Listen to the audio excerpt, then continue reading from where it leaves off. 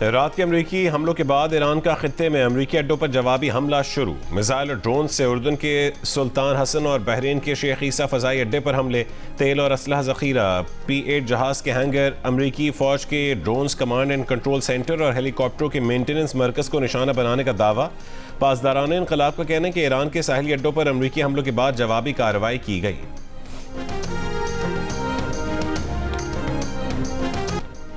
Iran के सूबे बुशहर, बंदर अब्बास, क़िश्म और जर्सक में धमाके। माशहर में वाटर पंपिंग स्टेशन पर अमरीकी हमले में एक शख्स शहीद और 4 जख्मी। अमरीकी फ़ौज का कहना है कि ईरान के खिलाफ हमलों की एक और लहर मुकम्मल कर ली।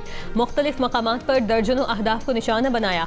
आबनाए होर्मुज़ में तिजारती जहाज़ों की आज़ादाना नक्लो हमल यकीनी बनाने के लिए अमरीकी फ़ौज तैयार है। ईरान आबनाए होर्मुज़ पर कंट्रोल नहीं रखता। तिजारती जहाज़ों को निशाना बनाने की ईरानी सलाहियत को मज़ीद कमज़ोर करने का सिलसिला जारी रखेंगे। अमरीकी फ़ौज ने इतवार को भी ईरान के 140 अहदाफ को निशाना बनाने का दावा किया था।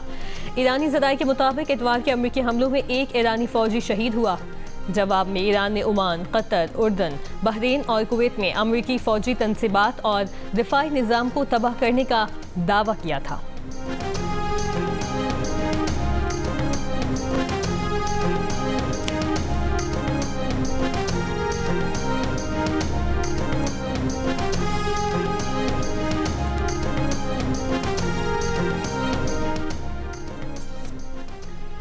ईरान की अमरीका के ताज़ा हमलों की मज़म्मत। ईरानी वज़ारत ख़ारजा ने कहा है कि अमरीका के हालिया हमलों ने चंद महीने की तमाम सिफारती कोशिशों को बेसूद बना दिया।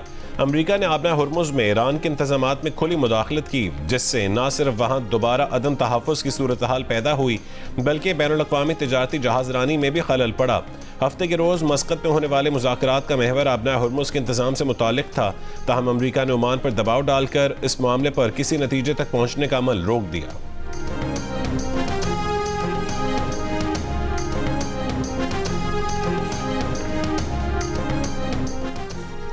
अमरीकी सदर डोनाल्ड ट्रंप का दावा है कि हफ्ते की रात ईरान और अमरीका एक मुआहदे के निकात पर मुत्तफिक हो गए थे।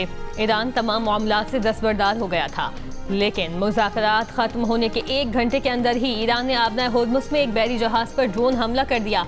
अमरीकी टीवी से गुफ्तगू में डोनाल्ड ट्रंप का आबना होर्मुज़ में तमाम जहाज़ों के लिए खुली होने का दावा। सोशल मीडिया पर एक बयान में ट्रंप ने दावा किया कि उनकी मकबूलियत 59% तक पहुंच चुकी। तेल और गैस सस्ती होने से कीमतें नीचे आ रही हैं। अमरीका में हुए हालिया सर्वे के मुताबिक 43% अमरीकी ट्रंप की कारकर्दगी से मुतमईन हैं।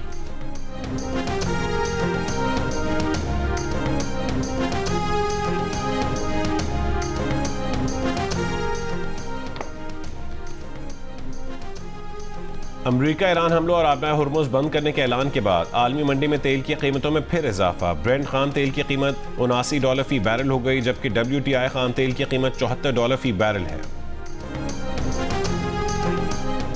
अमरीकी हुकाम का दावा है कि गुज़श्ता 24 घंटों के दौरान अमरीकी फ़ौज से राबते के साथ 20 तिजारती जहाज़ आबना होर्मुज़ से गुजर गए। ईरान ने आबना होर्मुज़ बंद करने और होर्मुज़ का कंट्रोल हासिल करने का दावा किया है।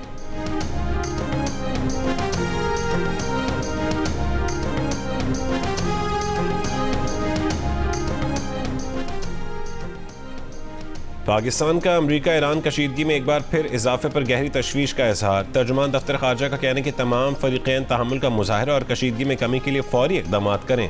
फरीक़ैन इस्लामाबाद पर फ़हमत यादाश्त के तहत अपने वादों की पासदारी करें।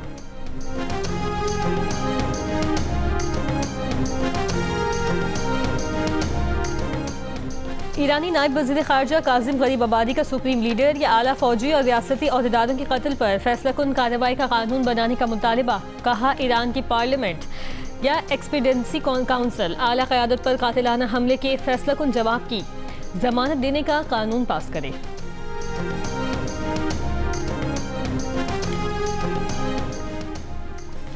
इस्लामी ताउन तंजीम ने बहरी जहाज़ों पर ईरानी हमलों को बैनुल-अक़वामी कानून की खिलाफ वर्जी करार दे दिया।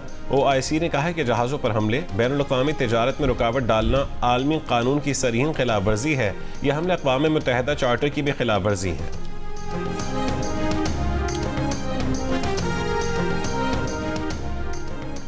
अक़वाम मुत्तहिदा का अमरीका ईरान से एक दूसरे पर हमले फौरी रोकने का मुतालबा। सेक्रेटरी जनरल अक़वाम मुत्तहिदा एंटोनियो गुतेरेस ने कहा कि जंग का दोबारा शुरू होना न सिर्फ खित्ते बल्कि पूरी दुनिया के लिए तबाहकुन होगा। अमरीका और ईरान अपने इख्तलाफात सिफारतकारी के जरिए हल करें।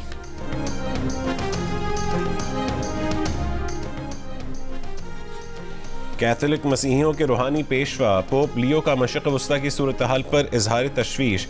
कहा कि बदकिस्मती से मशरक़ वस्ता, यूक्रेन और दीगर कई जगहों पर एक बार फिर जंग की हवाएं चल रही हैं। जंग में तशद्दुद, दहशत और मौत से बेगुनाह लोग मुतासिर हो रहे हैं। जंगी हवाओं से उम्मीद और अमन की शम्मा नहीं बुझनी चाहिए। मुकालमे, मुलाकात और सिफारतकारी का रास्ता ही मुनसिफाना और देर पर अमन की तरफ ले जा सकता है।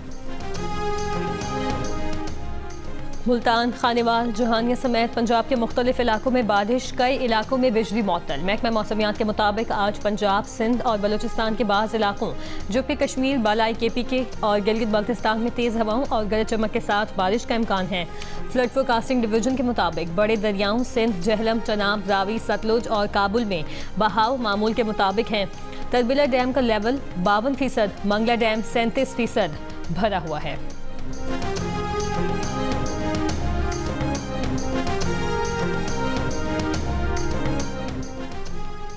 बलूचिस्तान के जिला वाशी की तहसील माशकेल में फितनल हिंदुस्तान की दहशत गर्दों का बुज़दिलाना हमला, 5 मजदूर शहीद।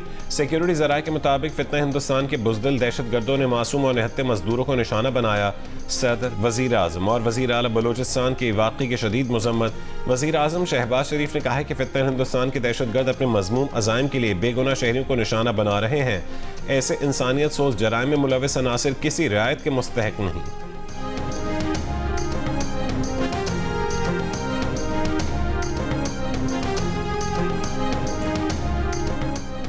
पाक फौज, FC बलूचिस्तान और पुलिस का ऑपरेशन शाबान जारी। सिक्योरिटी ज़राए के मुताबिक मज़ीद 4 खवारिज हलाक कर दिए गए।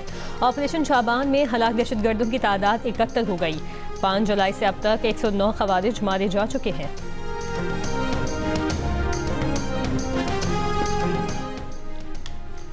ज़ियारत में दहशत गर्दी के वाक़यात में जाँ बहक पुलिस एहलकारों के लवाहकीन का धरना कोयटा और ज़ियारत में जारी। हुकूमती वफ़द के साथ मुज़ाकरात के 2 दौर होने के बावजूद डेडलॉक बरकरार। मुज़ाहिरीन का ज़ियारत वाक़यात की तहक़ीक़ात के लिए जुडिशल कमीशन बनाने का मुतालबा। हुकूमती वफ़द की यकीन दहानी के बावजूद धरना ख़त्म नहीं किया। धरने के करीब कंटेनर में 8 पुलिस एहलकारों की मैयतें रखी हुई हैं। दीगर पुलिस एहलकारों की तदफीन ज़ियारत और संजावी के इलाकों में कर दी गई। 7 जुलाई को ज़ियारत के इलाके मांगी में दहशतगर्द हमले में 30 पुलिस एहलकार जाँ बहक हुए थे।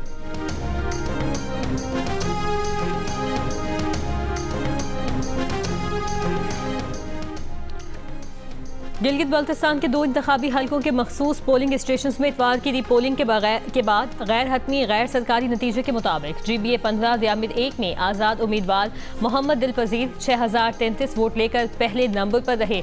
GBA 17 में पीपल्स पार्टी के मोहम्मद असीम 10,421 वोट के साथ कामयाब। 7 जून को होने वाले इंतखाबात में 9 पोलिंग स्टेशन पर हंगामाराई और बेज़ाब्तगियों की शिकायत के बाद यहाँ के नताइज रोक लिए गए थे। कतर के साबिक अमीर शेख हमद बिन खलीफा अल सानी की नमाज जनाजा अदा कर दी गई। वह 74 बरस की उम्र में इंतकाल कर गए थे। शेख हमद बिन ईसा अल सानी 1995 से 2013 तक कतर के अमीर रहे, जिसके बाद उन्होंने इक़्तिदार अपने बेटे तमीम बिन हमद के सुपुर्द कर दिया था। पाकिस्तान में आज यौम सोग का ऐलान। सदर आसिफ अली ज़रदारी का साबिक अमीर कतर शेख हमद बिन खलीफा अल सानी के इंतकाल पर दुख का इजहार। कहा कि शेख हमद ने कतर की तरक्की और खित्ते में अमन के लिए गिरां कदर खिदमात अंजाम दी। वज़ीर आज़म शहबाज शरीफ का कतर की क़यादत और अवाम से इजहार ताज़ियत। कहा कि शेख हमद बिन खलीफा अल सानी की हिकमत और दूरअंदेशी ने कतर को एक जदीद खुशहाल मुल्क में तब्दील किया। हुकूमती ज़रा के मुताबिक वज़ीर आज़म आज कतर जाएंगे। कतरी क़यादत से शेख हमद के इंतकाल पर इजहार ताज़ियत करेंगे। वज़ीर ख़ारजा इसहाक़ डार ने कहा है कि शेख हमद बिन खलीफा ने कतर और पाकिस्तान के दरमियान दोस्ताना ताल्लुकात के फ़रोग़ में अहम किरदार अदा किया। वफ़ाक़ी वज़ीर दाखिला मोहसिन नक़वी का भी अफसोस का इजहार। कहा कि शेख हमद बिन खलीफा मरहूम की समाजी और अवामी खिदमात को हमेशा याद रखा जाएगा।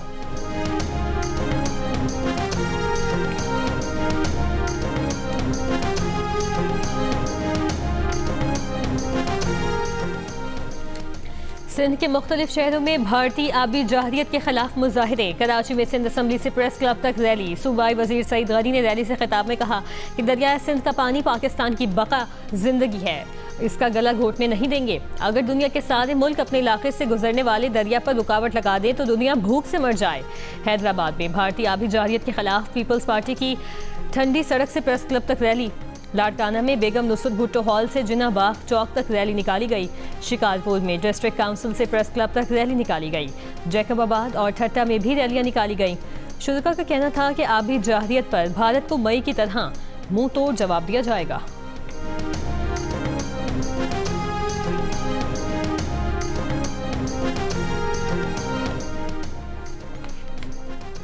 कराची में मुत्तहिदा कौमी मूवमेंट का बहादुराबाद मरकज़ पर वर्कर्स इजलास। MKM रहनुमा मुस्तफ़ा कमाल ने कहा है कि सिंध की मौजूदा हुकूमत 18 साल में 22,000 अरब रुपए विफाक से ले चुकी।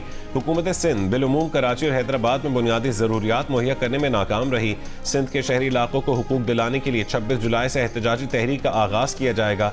हम इख्तियारात और वसाइल को आइनी तौर पर पाकिस्तान के लोगों के दरवाजे तक पहुँचाएंगे।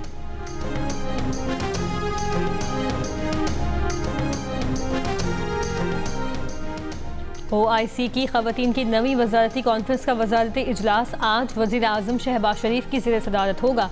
वजारत इंसानी हुकूक के मुताबिक कॉन्फ्रेंस की चेयरमैनशिप मिस्र से पाकिस्तान को मुंतकिल की जाएगी। OIC खवातीन की नवी वजारती कॉन्फ्रेंस के पहले रोज़ तकनीकी इजलास हुआ, जिसमें एजेंटी की मंजूरी और OIC प्लान ऑफ एक्शन बराए खवातीन पर अमल दरामद का जायजा लिया गया। इजलास में खवातीन की तालीम, सेहत, मुआशी खुद मुख्तारी, माली शमूलियत, फैसला साजी पर गौर किया गया। वज़ीर इंसानी हुकूक आज़म नज़ीर तादर ने ईरान, तुर्की, सऊदी अरब, मिस्र के वज़रा और हुकाम से दो तरफा मुलाकातें की।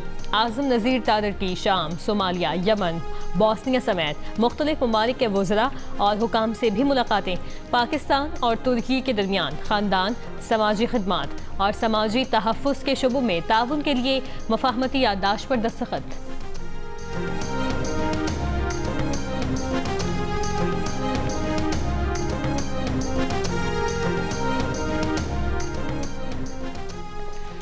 नायब वज़ीर आज़म इसहाक़ डार ने कहा है कि ख़वातीन को बाइख्तियार बनाना सिर्फ एक तबके की तरक्की नहीं बल्कि पूरी कौम की मजबूती है। 9वीं OIC वजारती कॉन्फ्रेंस बराए ख़वातीन से खिताब करते हुए कहा कि ख़वातीन मुल्क और कौम की तामीर और तरक्की में मर्दों की शाना बशाना किरदार अदा कर रही हैं। हुकूमत ख़वातीन की तालीम और कारोबारी मौक़े के फ़रोग़ के लिए इक़दाम कर रही है।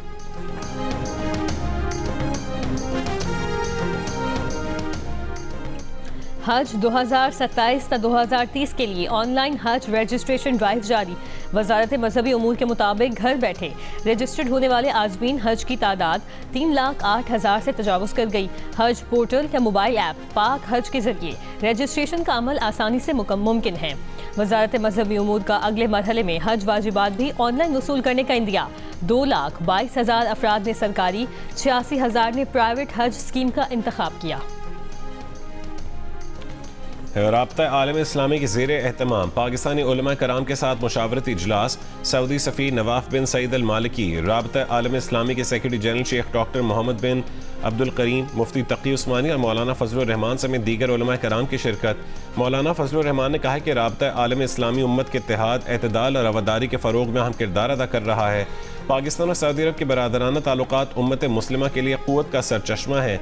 उलमा की मुश्तरका कोशिशें उम्मत मुस्लिमा के रोशन मुस्तक़बिल की बुनियाद हैं।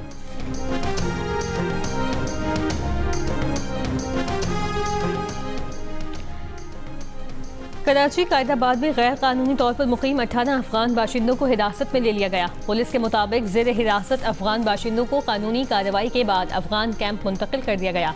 ज़िला इंतजामिया की निगरानी में अफगान बाशिंदों के ज़ेर इस्तेमाल रिहाइश गाह को सील कर दिया गया।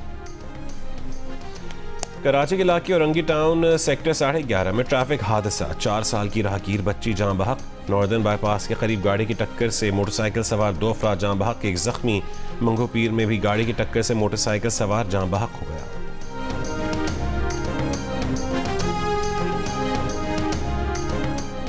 अमेरिकी सेनेटर लिंजी ग्राहम की मौत की तहकीकात, इब्तदाई रिपोर्ट जारी। अमेरिकी मीडिया के मुताबिक दिल और खून की नालियों की बीमारी लिंजी ग्राहम की मौत की वजह बनी।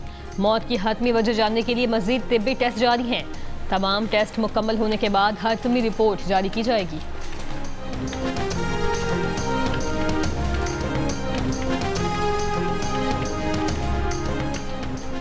1 मार्च को कुवैत की शैबा बंदरगाह पर ईरानी ड्रोन हमले में 6 अमरीकी फौजी हलाक हुए। अमरीकी अखबार का दावा है कि ईरान अमरीका जंग के दूसरे रोज कुवैत में ईरानी ड्रोन हमले में दर्जनों फौजी जख्मी हुए। ये हमला अमरीकी फौज के लिए इस जंग का महंगा तरीन हमला साबित हुआ। हमले में बच जाने वाले एहलकारों के मुताबिक अमरीकी जर्नैलों ने वार्निंग को नजरअंदाज किया था।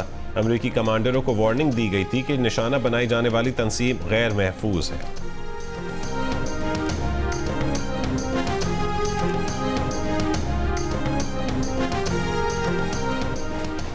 इसराइली फौज की गजा जंगबंदी की खिलाफ वर्जियाँ जारी। गजा में 9 साला बच्चों समेत 6 फलस्तीनी शहीद कर दिए गए, मुतादिद जख्मी हुए। इसराइली फौज ने फजाई हमले के बाद फिर साबरा गजा से लोगों का इनखला का हुक्म भी दे दिया। थाईलैंड के दारुल हुकूमत बैंकॉक में बार में आग लगने से 27 अफराद हलाक हो गए, 63 जख्मी। थाई वजीर आजम का कहना है कि आग लगने की वजह की तहकीकात जारी है। चिली में फेस्टिवल के दौरान ड्राइवर ने गाड़ी समेत लोगों पर चढ़ा दी, 6 अफराद हलाक, बच्चों समेत 7 जख्मी। गाड़ी के ड्राइवर को हिरासत में ले लिया गया, तहकीकात जारी।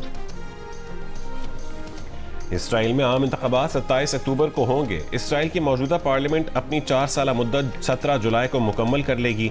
50 साल में ये पहली इसराइली हुकूमत होगी जो अपनी मुद्दत मुकम्मल करेगी। इसराइली वजीर आजम नेतन्याहू इंतखाबात में हिस्सा लेने का ऐलान कर चुके हैं। फुटबॉल वर्ल्ड कप 2026 की ट्रॉफी के लिए दिफाई चैंपियन अर्जेंटीना के साथ 3 साबिक आलमी चैंपियन ने फाइनल 4 में जगह बना ली। पहले सेमीफाइनल में फ्रांस और स्पेन का मुकाबला मंगल की रात 12 बजे होगा। दिफाई चैंपियन अर्जेंटीना और इंग्लैंड की टीमें बुध की शब 12 बजे मद्दे मुकाबिल होंगी। सिंध हुकूमत ने फुटबॉल वर्ल्ड कप के सेमीफाइनल और फाइनल के लिए 5 शहरों में बड़ी बड़ी स्क्रीन लगाने का ऐलान कर दिया। सूबाई वजीर खेल मोहम्मद बख्श मेहर ने कहा है कि मैच दिखाने के लिए कराची, हैदराबाद, मीरपुर खास, लाड़काना और बेनज़ीराबाद में बड़ी बड़ी स्क्रीनें लगाई जाएंगी।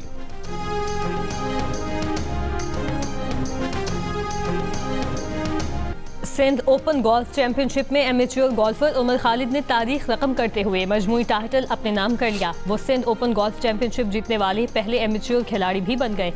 उन्होंने प्रोफेशनल कैटेगरी के टॉप गोल्फर मिनहाज मकसूद को 2 स्ट्रोक्स से पीछे छोड़कर एजाज अपने नाम किया।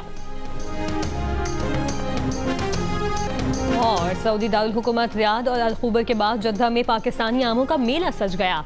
पाकिस्तानी आमों की खुशबू और जायके ने धूम मचा दी। चौंसा, सिंधड़ी और अनवर डटोल खरीदारों की तवज्जो का मरकज बने रहे। सऊदी अरब समेत दीगर ममालिक के शहरियों ने पाकिस्तानी आमों के जायके को खूब सराहा।